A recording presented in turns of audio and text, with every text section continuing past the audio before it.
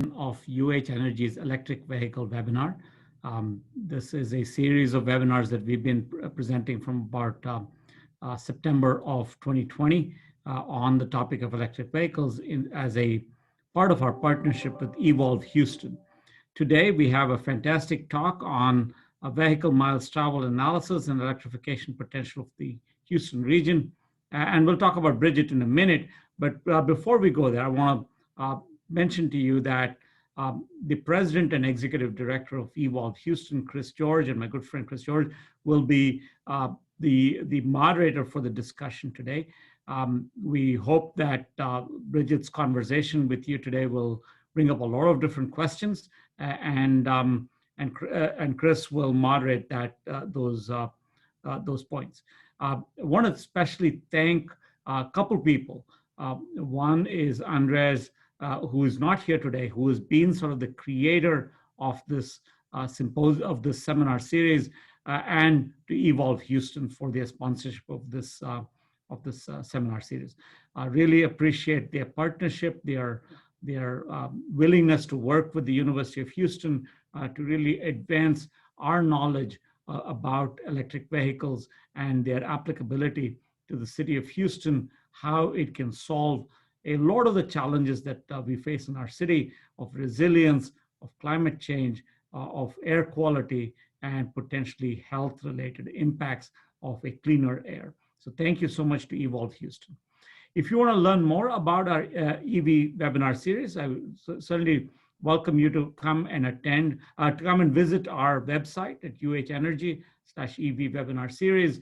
And when you're at that website, you can actually even see some of Bridget's slides there if you want to see it and follow along the conversation. That said, I want to remind you the way you put your questions in is through the chat box. Those questions will get live fed to Chris George, and Chris will be the person sort of emceeing the rest of the event as we go forward. So without further ado, let me introduce to you Bridget Gilmore. She is a second-year Master's in Environmental Management candidate at the Yale School of the Environment, studying the confluence of business, energy, and the environment. Bridget has focused her work on reducing emissions from the transportation sector through increased electrification from renewable energy generation. Over the summer, Bridget was an EDF, Environmental Defense Fund Climate Corps Fellow at Evolve Houston, and worked with the Commercialization and Infrastructure and Policy Working Groups. Bridget did her undergraduate degree from University of Wisconsin-Madison, and real hearty welcome back to Houston, Bridget, and thank you for all the work that you've done and the fantastic sort of leadership you've shown for all of us over the last year or so. Thank you, and we look forward to your questions. Hello, everyone. Thank you so much for being here today. I'm looking forward to presenting a vehicle miles traveled analysis and the electrification potential of the Houston region. I'm Bridget Gilmore. I am currently a master's student at the Yale School of the Environment. I'm studying energy and business and air pollution and looking to overall make the case for the decarbonization of the transportation sector. I'll be graduating this May, and I'll be working for the summer as a tech to market scholar with ARPA-E, or the Advanced Research Projects Agency for Energy, which is a part of the Department of Energy, where I'll overall be researching advanced vehicle technologies, thinking of target markets for connected and autonomous vehicles and stuff like that. I originally got started working with Evolve as an Environmental Defense Fund Climate Corps Fellow, and have been lucky enough to continue on doing some really fun projects. I created this type of presentation over the summer, but really looking forward to seeing how the implications and applications have grown over time. So Evolve Houston is a public-private partnership that is focused on improving air quality and reducing greenhouse gas emissions by electrifying transportation. And our founding members are the City of Houston, CenterPoint Energy, the University of Houston, NRG, and Shell. To provide a bit of an overview on the contents that I will cover in the webinar, I will give a bit of a project overview, provide some rationale for why this analysis at this time. And then I'll go over the vehicle miles traveled for the Houston region, look at some other regions across Texas as well. And then I'll go into some specific emissions calculations, thinking of criteria air pollutants and carbon dioxide, and then talk about the implications and applications for Evolve and the Houston region as a whole. So I'll begin by talking about the Houston Climate Action Plan, which was released April 22nd of 2020.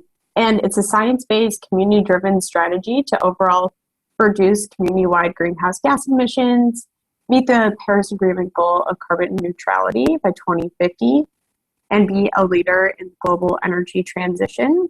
And I think you can see pretty clearly on the graph on the right that the two largest industries to decarbonize to achieve these goals will be transitioning from the energy sectors, thinking about energy demand and generation, and then looking at the transportation sector. And I think reducing emissions from transportation will be really critical to achieve the goals that are outlined, especially thinking about the relationship between air quality. The image on the bottom left, you can see, also talks a little bit about this connection between transportation, the congestion, and the impacts on poor air quality, and then the potential solutions and mitigation and adaptation overall, also resulting in a net improvement. In thinking about the energy sector and also the relationship between energy and transportation, I just want to talk a little bit about the Texas grid. So overall, where cars are ultimately being fueled.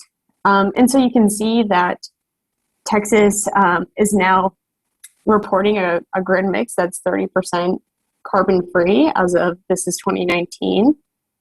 Texas is producing a lot of electricity, more than any other state, twice as much as Florida, and is the second highest producing state. And overall, about 5,000 megawatts of Texas coal-fired generating capacity have been retired since 2016. And now, as a result, coal-fired power plants are supplying less than a fifth of the generation, which was down from about a third as recently as 2014. And since then, wind power has been increasing really rapidly in the last 2 decades. And in 2019, wind powered more than a sixth of the overall generation. And you can see then the interconnection queue, which for those less familiar with what an interconnection queue is, overall is talking about what kind of generation is to come online in the future. These may or may not come to ultimately fruition, but it's a good indicator of who's in line. And so you can see that there is a huge amount of solar and wind capacity that is likely to come online in the future, resulting in an increasingly decarbonized grid. And then looking back at the transportation sector, which could be a little bit more difficult to decarbonize, resulting in a few different steps that can be taken. So this is an example from the city's climate action plan of what they're thinking of doing in order to decarbonize. So they're looking to shift their fleet to electric and low emission vehicles, reduce overall vehicle miles traveled, which I'll talk a lot about in this presentation today. And then overall looking to provide equitable and safe mobility choices, thinking also about traffic fatalities and bike lanes and that type of complete streets thinking. And then overall, the city is also looking to think of how to make electric vehicles more accessible. So in thinking more about this relationship between the climate action plan and transportation and air pollution, I also wanted to discuss the impact of transportation in ozone creation, which is another important thing to think about for the Houston region. So overall, vehicle engine combustion can form nitrogen oxides, which are commonly referred to as NOx. And NOx then can interact with other air pollutants, which are known as volatile organic compounds, or VOCs, and these can originate from lots of different sources. And under the right conditions interacting with solar radiation can then form ozone. And so Houston is currently in non-attainment for national ozone standards, which are set by US EPA, the Environmental Protection Agency. And being in non-attainment essentially means that the current levels exceed the allowable limit. And this is important for a few reasons. Overall, ozone is very important when it's high in our atmosphere. It protects us from the harmful, harsh incoming solar radiation, but it can be harmful to human health when it's at ground level and can result in decreased lung function, irritation, and asthma. And another reason to think about attainment, it can also, being in non-attainment can hinder future economic growth in the region for industry. So this is a little snapshot of the current standards and where Houston currently stands in terms of attainment and when they're supposed to reach attainment. So then this brings us to, of all Houston's work, how they are trying to play a role and how we are trying to play a role in the overall future of decarbonizing transportation and improving air quality. So Evolve Houston set a goal in their electric vehicle roadmap, which is available on their website, to overall reach 30% of new car sales to be electric vehicles by 2030. And this is through incremental change and push. And you can see that, interestingly, in the release of the electric vehicle roadmap, these were the EV models that were available. And you can see that there are no trucks, which is what I will be discussing today about what the future of electric truck adoption could hold. And so then that brings me to this significant electric truck market opportunity that we believe is present in the Houston region for a few reasons. Knowing that pickup trucks are leading in new car sales, the Ford F-150 and the Chevy Silverado have been the top two selling cars for quite some time. And so thinking about reaching a 30% of new car sales to be electric vehicles by 2030, it'll be really important to think of the best-selling vehicles. And then also pickup trucks, in addition to being a popular consumer vehicle, are also a significant portion of commercial fleets. And so knowing these two facts, we had a hypothesis that there was probably going to be some interesting insights from looking at vehicle miles traveled data to learn what the potential electrification benefits could be of electrifying these conventional passenger trucks. So now I will go into a bit of the nitty-gritty for my data analysis, and I'll go step by step, so hopefully it's clear. Overall, I was looking at the National Emissions Inventory data, which is provided by the EPA and the Federal Highway Administration. And they released this data in January of 2020, and it's for the year 2017. So it takes a few years to get all the data together and then be able to release it. So I have a little note that says the public release of the 2020 data will be March 31st of 2023. So 2 more years, we will stay tuned and we can compare to see how things went. But overall, the other point I wanted to make here is that I'll talk a lot about the different vehicle classes. And the vehicle classes were just defined based on the MOVES model criteria. And so there's a picture of the MOVES model of someone hard at work, which the MOVES stands for Motor Vehicle Emission Simulator. So it's a modeling system that looks at mobile sources of emissions for both the national, county, project level, looking at these criteria air pollutants, which are those that are monitored by EPA for their potential risk for human health, and looking at greenhouse gases and also some air toxics. And then in taking this data set, I wanted to look at the Houston region specifically. So I refined and defined the Houston region based on public health criteria, knowing that air pollution and public health are definitely go hand in hand. So I used Federal Information Processing Standards, or FIPS, which are basically just it's a 5-letter code, or 5-number code, digit code, that is attributed to each county. And so this was how I was able to look at these different counties specifically.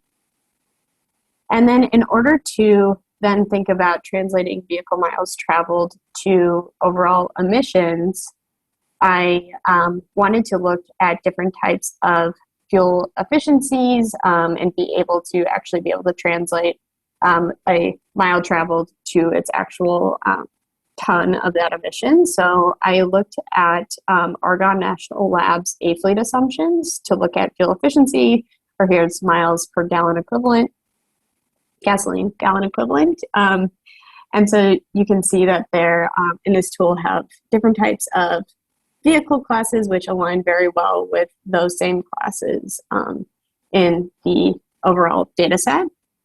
And then I supplemented any sort of gaps for looking at fuel efficiency with the alternative fuels data center assumptions, which is also provided by the Department of Energy's Energy Efficiency and Renewable Energy Agency. In terms of the emissions that I will present, I specifically looked at carbon dioxide, nitrogen oxides, also known as NOx, methane, and fine particulate matter. And to go from overall vehicle miles traveled to get to the actual emissions, I used emissions factors, which are provided by EPA, and they last updated them of March of 2018. So you can see here that there's a specific type of fuel, and then you can see that there's an associated amount of emissions intensity associated with a given unit. So this is kilograms of carbon dioxide per gallon. And then finally, I was able to present this data to the Texas Transportation Institute and the Houston Advanced Research Center for verification, which was super great to know that we had similar estimates and lines of thinking. As I mentioned before, I refined the Houston region based on the Public Health Area 6 definition. And so you can see here that there are 13 different counties that fall into Public Health Region 6. It's Austin, Brazoria, Chambers, Colorado, Fort Bend, Galveston, Harris, Liberty, Matagorda, Montgomery, Walker, Waller, and Wharton. And overall, the Houston Region 6 is in the red color. And then I'll also be talking about some other regions of Texas, and they also have their own defined FIPS codes. So when I mention those regions, I use the same process, essentially.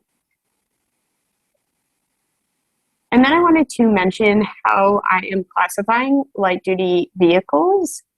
So the chart that you see on the right is provided by the Federal Highway Administration, and it gives a good sense of what types of vehicles fall into specific classes, because it can have a variety of applications. And in the data, there's a 2-digit code that was given to each type of vehicle, and the tens place then relates to the actual class. So for instance, you can see passenger cars defined as 21, so it's a class 2 vehicle, and you can see that there are a few different applications as well of passenger cars. And then for the light-duty truck category, both passenger trucks and light commercial trucks are these class 3 vehicles, which also have quite a few different applications, but that's where you see more of your pickup truck applications, towing ability, as well as an ambulance type vehicle could also fall into a class 3 vehicle.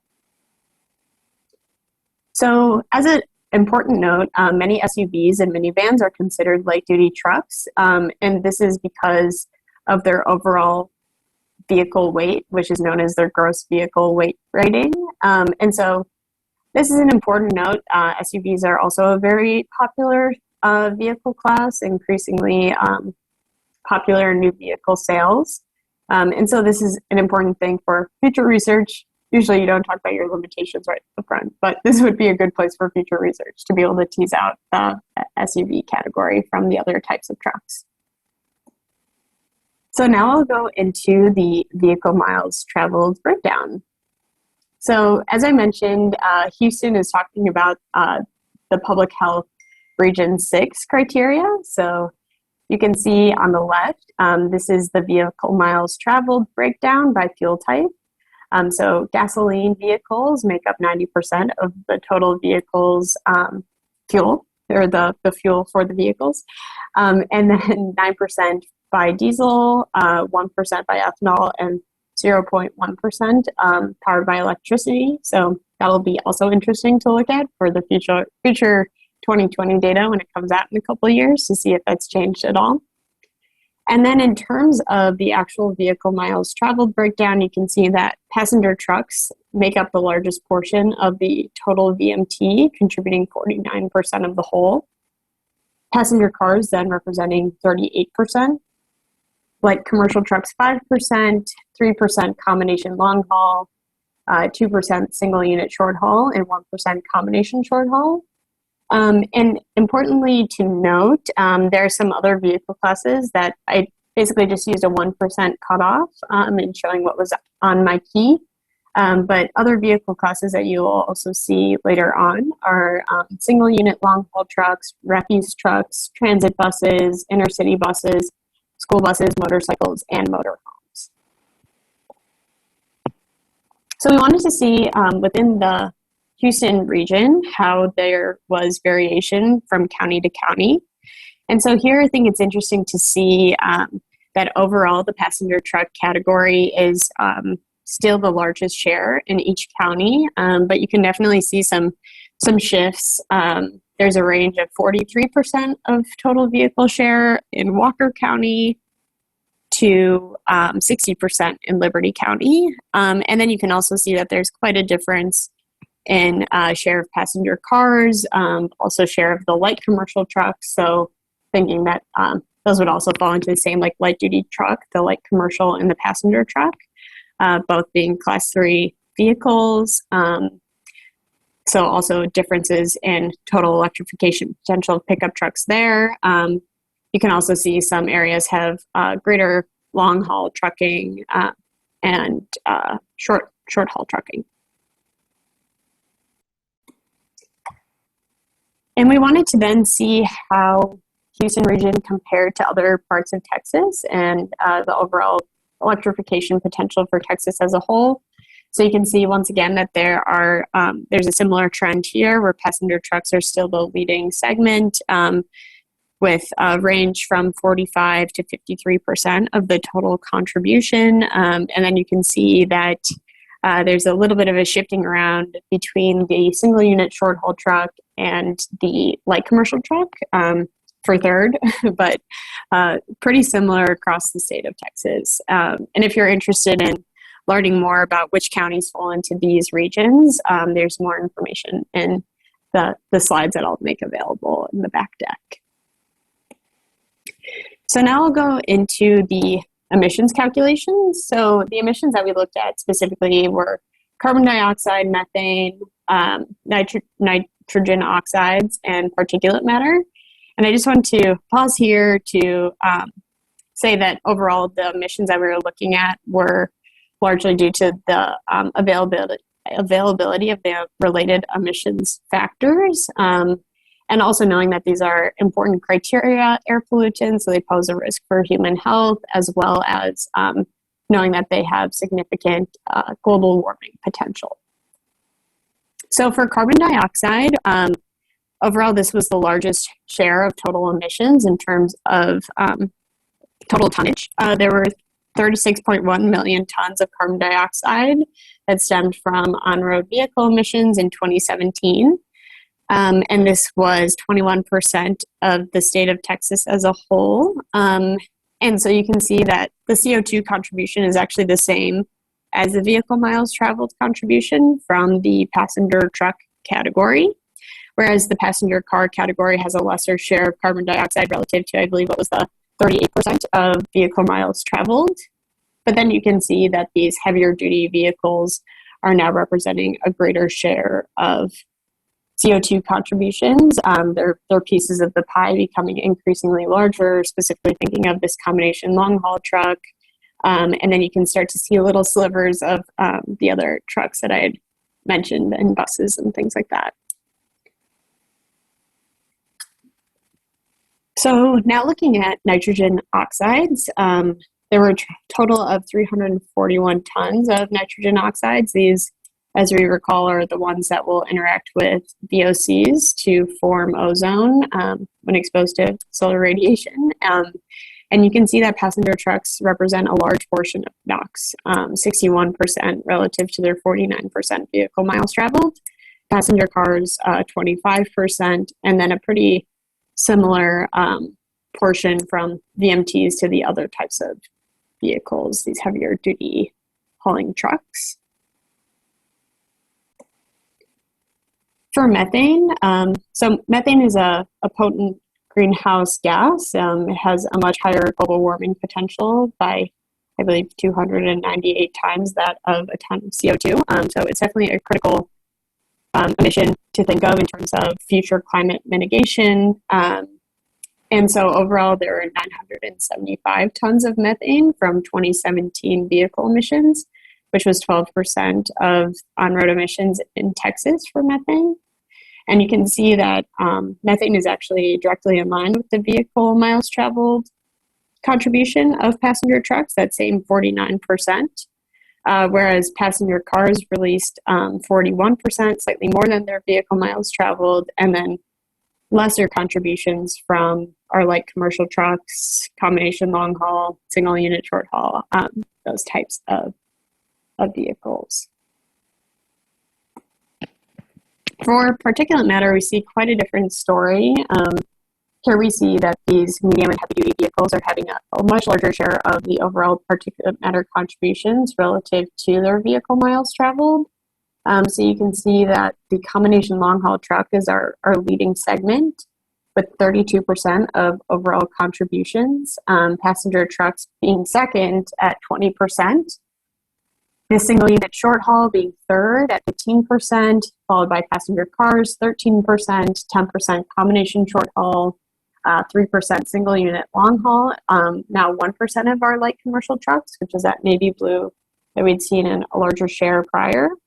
And now we see that these larger trucks and buses common in more urban spaces are posing a larger share of the overall contribution of particulate matter, much more than their vehicle miles traveled contribution. And I think this is an important note of just thinking of, you know, where these trucks and buses are in terms of relation to large populations of people, who they are transporting, more of the vulnerable populations, as well as thinking of school buses, particularly transporting children, and knowing that when talking about air pollution, it's very important to also think about exposure and the length of time that you would spend in any one of these buses or waiting for these buses and that kind of thing.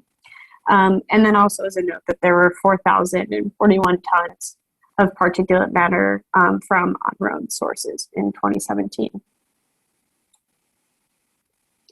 So here is our side-by-side comparison to look at how all of these trends relate to one another. So overall, I think you can see this rationale for electrification of passenger trucks in Houston and Texas as a whole, really, as we saw from the other regions, that this black portion, the passenger truck portion, makes up a number one and number two leading cause of these emissions, and also will be important to also think about how transportation-related pollution is predicted to worsen over time with a growing population and industry expansion. Overall, the population in the region is predicted to grow by 50% by 2040, according to some University of Houston studies. And the on-road vehicle traffic, which includes the trucks and passenger vehicles, could increase anywhere between 30 to 80% by 2040. So under this business as usual scenario, where our fuel mix is the same and electrification hasn't increased under those assumptions, but there are these higher vehicle miles traveled, it's predicted that nitrogen oxide emissions could increase by 56.9%, and particulate matter could increase by 61.1% relative to 2013. And so I think that's also just an important thing to keep in mind as well, knowing that these are the two pollutants I think they looked at specifically in thinking of the influence in ozone creation and impact on human health. And then I also wanted to pause here to talk about some of the assumptions in the data. So overall, I assumed the average vehicle age to be about 11.8 years old. And this is due to the data didn't have specific ages associated with the vehicle types. But you could see that age of vehicle could have a significant impact on the overall emissions. Some diesel vehicles can be in action for much longer than 12 years, and some might even lack some emissions control technologies that could definitely be skewing the data a little bit. I could be underestimating essentially of these different emissions contributions. Additionally, there's lacking information here on speed and acceleration patterns and idling of the vehicles, which in talking about exposure could definitely play a large role in thinking of the impact of these pollutants on human health.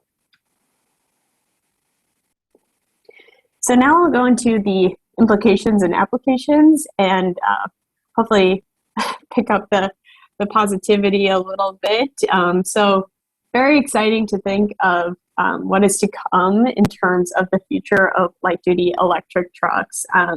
We've had lots of very exciting announcements, and between 2021 and 2023, 10 electric light-duty truck models are forecasted to be available. So this is the Rivian RT1, GMC Electric Hummer, Lordstown Endurance, Bollinger B2, Atlas XT, the Chevy Pickup, Tesla Cybertruck, Nikola Badger, electric Ford F-150, and the Chevy Pickup. So very exciting to see the range of these vehicles, as well as just the large transition that I'm sure is to come in the next decade. And overall, Evolve Houston, we are focusing on developing relationships with auto OEMs, the original equipment manufacturers, just in case anyone is not familiar with that term, to overall be able to attract electric vehicle deployment in Houston, attract talent and engineers of all trades.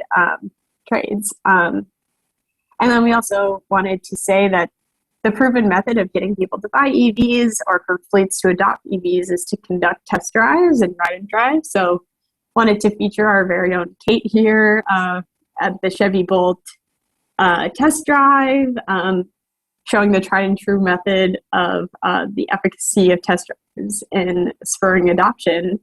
In Evolve Houston, definitely we are focused on raising awareness through exposure. And one of the auto OEMs that Evolve Houston has developed a relationship with includes Lordstown Endurance, or Lordstown Motor Corporation, who brought their endurance vehicle for its debut in Texas, in Houston. So this was just at the end of last year, December of 2020. So this event was a ton of fun. Got to see Lordstown Endurance up close and personal. Very excited to think of getting to have ride and drive events like this with these different types of electric trucks. And this work has also spurred an electric truck campaign, which will be ongoing with Evolve Houston, creating an extensive marketing effort to attract workforce, manufacturers, and collaboration across the electric vehicle ecosystem. Also, this work, some implications of the study had been to partner with EIQ Mobility, who is a leading fleet electrification solution provider, recently acquired by NextEra Energy Resources Company. So Evolve is working with EIQ to complete fleet electrification studies on 5 major fleets within the Houston area. And overall, these studies use historical fleet data to provide recommendations on least cost equivalent EV models for the existing fleet vehicles. And this is based on both the economics and the logistics for each specific fleet, and making sure that it's right-sized, as well as has the correct vehicle charging requirements associated. And overall, thinking of these emissions impacts from conversion as well. So Currently, the Harris County and City of Houston fleet studies are underway. So stay tuned for those outcomes. I know I'm really excited to see what they find and what types of emission reduction potential is possible.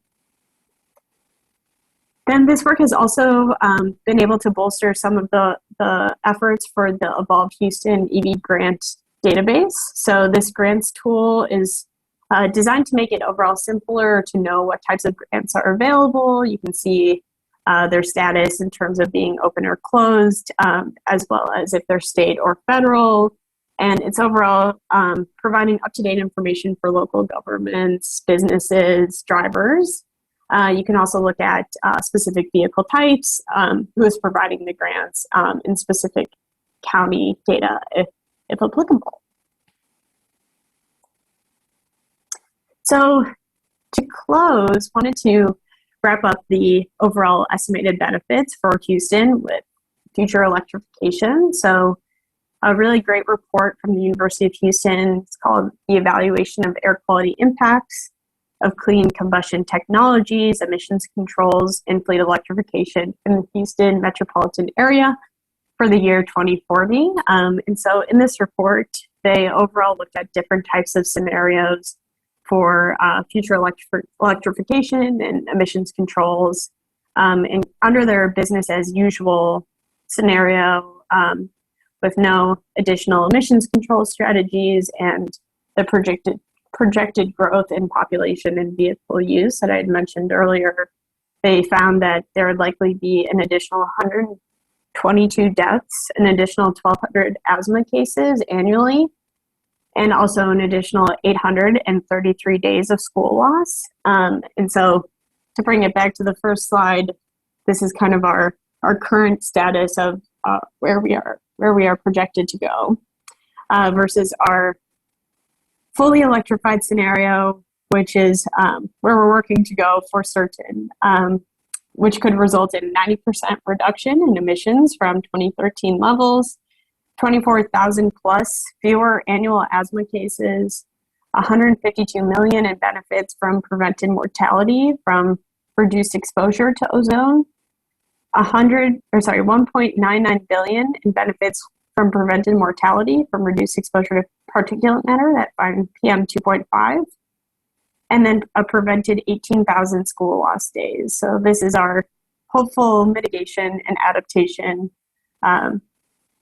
future in which we have all of our future mobility solutions in place. So that is where I will close with the positive note of the potential benefit for electrification, and really looking forward to our discussion and answering any questions. Thank you so much.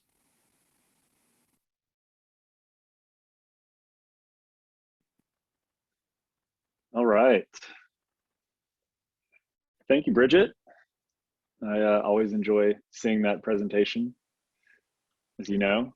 And hello.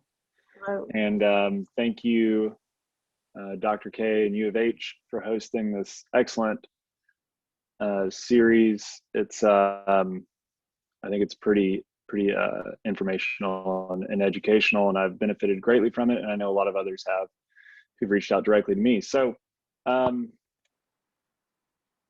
I'll give you a couple of things that I can ask the participants to do. If you have any questions that you'd like to ask Bridget, I believe you can post those in the channel, and I will receive them. And so I'm just going to start off by getting a couple questions to you, Bridget, if you don't mind. Yeah, that sounds good.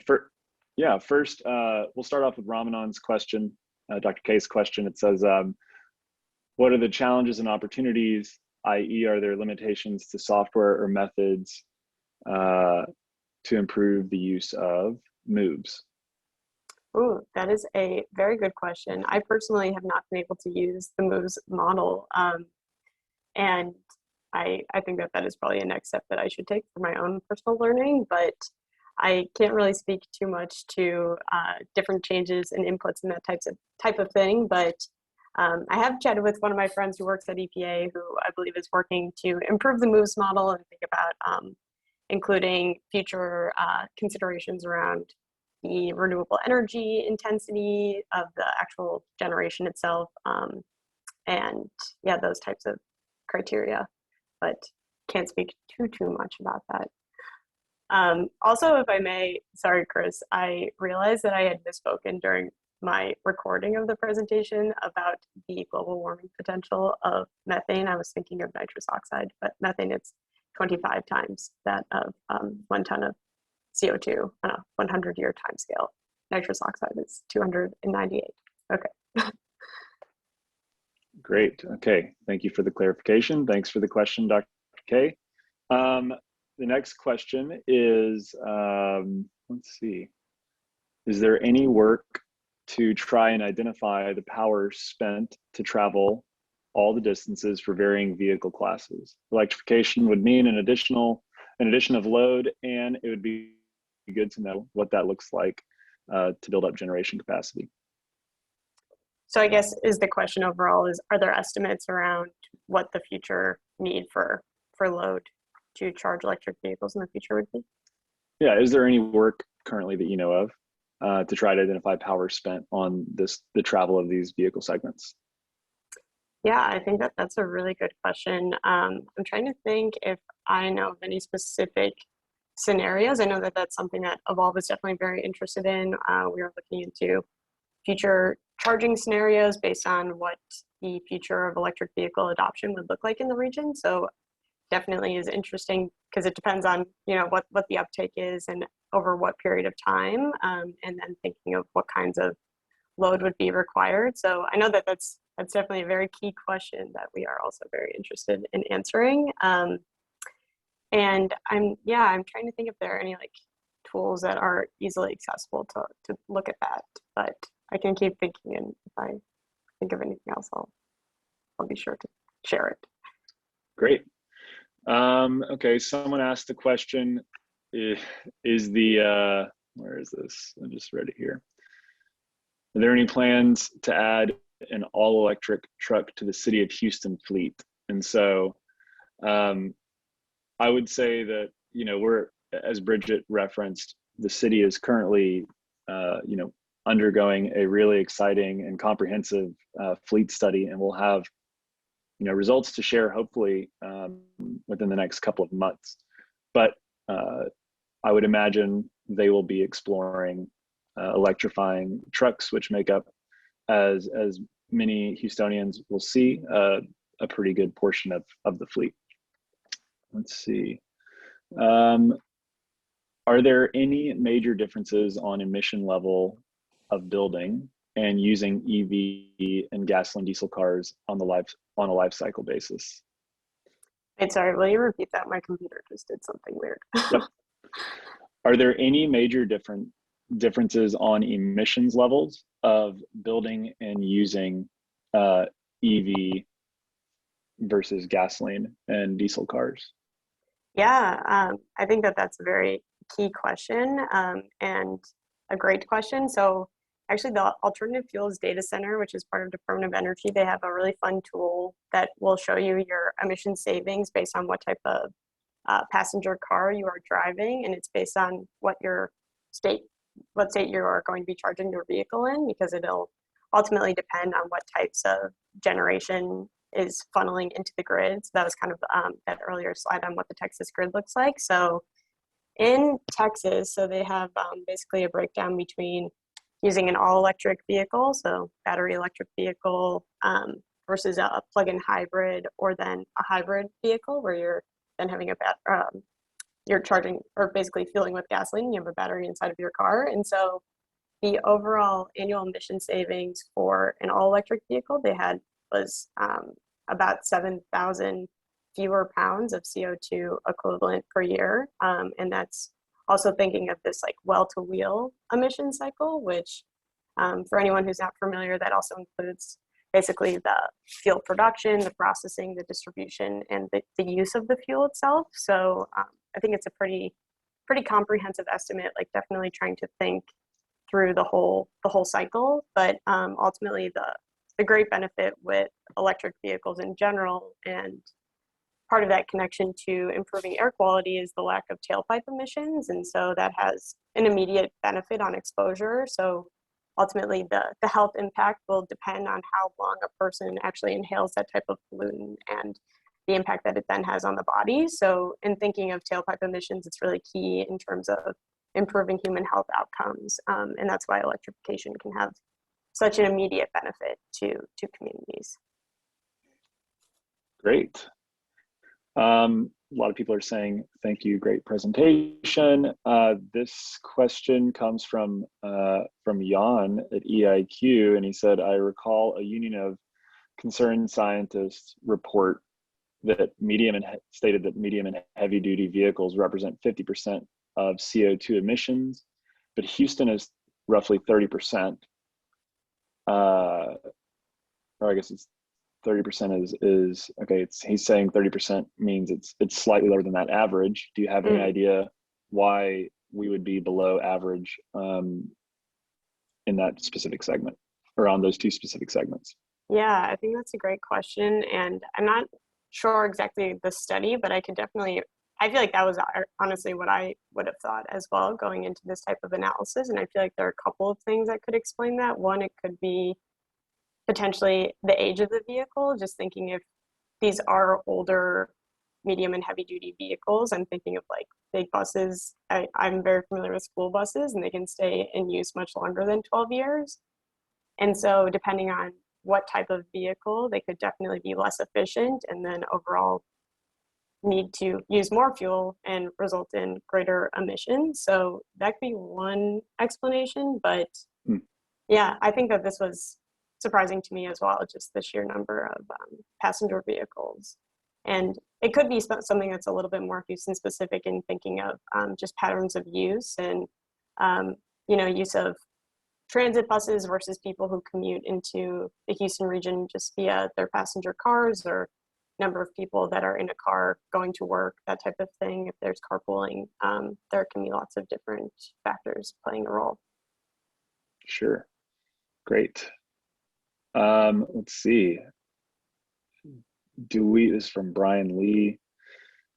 Do we know what percentage of passenger trucks are commercial use versus personal use? That's a great question. We talked about that Chris yeah. was also asking me. And yeah, I think that in this data set I did not separate the two. And I think that a way you could attempt to separate them is basically get a sense of the number of fleet vehicles and think of their overall average vehicle miles traveled, and then also look at vehicle registrations with potentially like the DMV or Department of Transportation, and see then if you could get a sense of the commercial versus the consumer breakdown. But definitely would also be a good place for future research.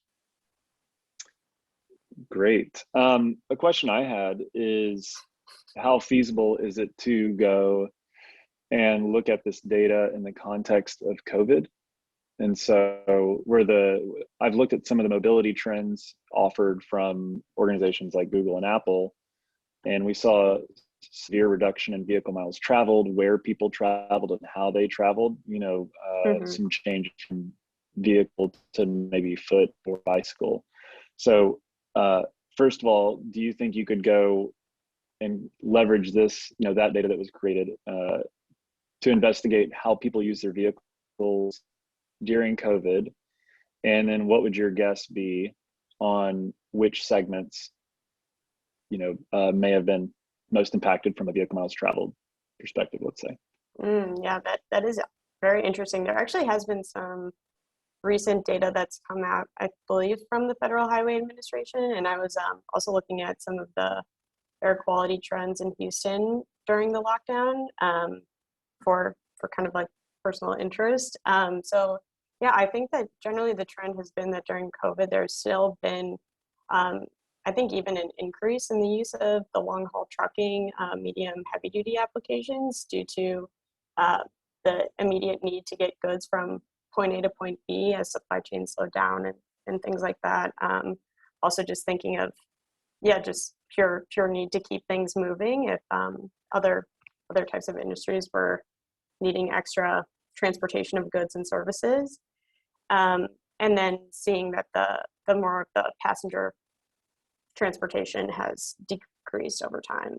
So that would be very interesting to think of what it would look like in terms of particulate matter specifically, as I would guess that overall the amount of particulates could potentially have increased during that time, just seeing the disproportionate impact of the medium and heavy duty applications for particulates versus the passenger car, passenger truck, that type of thing.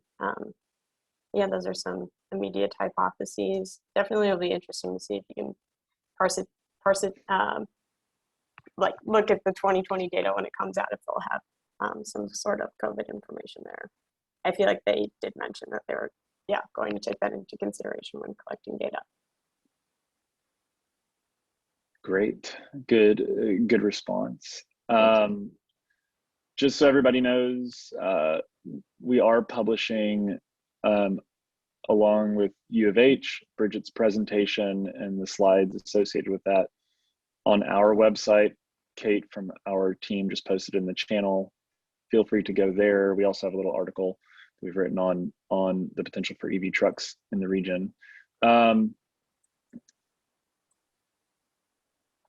This is interesting. Is there a study or survey that you can share that you've seen showing EV preferences by demographics, specifically, let's just say by demographics? I think that if we're looking at, I think it'd be, based on the studies and the results you just found, it'd be interesting to see who is responsible from a demographic perspective for the segments making up most of the, emissions, NOx, CO2, particulate matter. Have you seen any studies breaking that down? That's a good question. I haven't that I can immediately think of. I'm sure there are some. But yeah, this information was definitely detached from any sort of like personal user information. But I wonder, I'm guessing that probably state or even just county level information might actually have some ties to the demographic data. But that's a good question. I think I would also be interested to look at something like that. And I think we're kind of touching all the questions here so far related to your presentation. I would, like to ask, what are the outstanding questions you have, after completion of this study? And do the results make you believe that addressing a passenger truck market, which is high in NOx, VMTs, CO2, probably just in sheer number of units, do you think we should be addressing that, or should we be addressing the medium heavy duty vehicles, which make up, on a per vehicle basis, significantly more particulate matter representation in the model? So what do the results tell you to do intuitively? Yeah, I mean, I'm guessing that this is probably a pretty similar trend across the US. And so I find just the idea of electrifying passenger trucks to be a really effective mechanism to really get at these transportation related emissions. And I think we've seen that the transportation industry is now nationally accounting for the largest share of greenhouse gases. So I think that's why I'm really excited about the future of electrifying passenger trucks. That being said, I think when it comes to equity implications, I'm personally someone who's very excited about electric buses. I talk about them quite often. I think I'm known for my love of electric school buses. And I think if I got to choose a segment to electrify first, that would be my choice. And I think that there are just lots of fun applications for electric school buses, and also thinking about transporting children, which I had also mentioned in the presentation. But yeah, I think also just transit buses in general. During COVID, we've seen that ridership is down. And I think that overall transit will need a bit of a pickup after COVID. And then thinking of being able to take this opportunity to then install electric transit buses seems really exciting, just in terms of the impact on human health and the ability of people who are riding the buses to have access to a clean ride. But yeah, I mean, I'm very excited about the whole of it. And definitely the sheer number of people in passenger cars and the sheer number of VMTs related to passenger trucks and passenger cars, I think, is quite a rationale to electrify consumer and commercial fleets. Great. Dr. K, do you want to maybe wrap this up? I think we've got 4 minutes left if we want to squeeze in any other questions, but I can let you take it from here if you'd like. Yes, thank you so much. Appreciate this fantastic seminar by Bridget. I hope everybody enjoyed it. We are excited to bring this, and certainly the recordings will be available on our website as well as on the Evolve Houston website. We plan to continue these seminars as we go forward with sort of a range of topics already that we've talked about, from flying vehicles to batteries to heavy duty vehicles. I think the optionality to come back and talk about more things on electric vehicles is something that we really enjoy, and we'll bring more such showcases to you.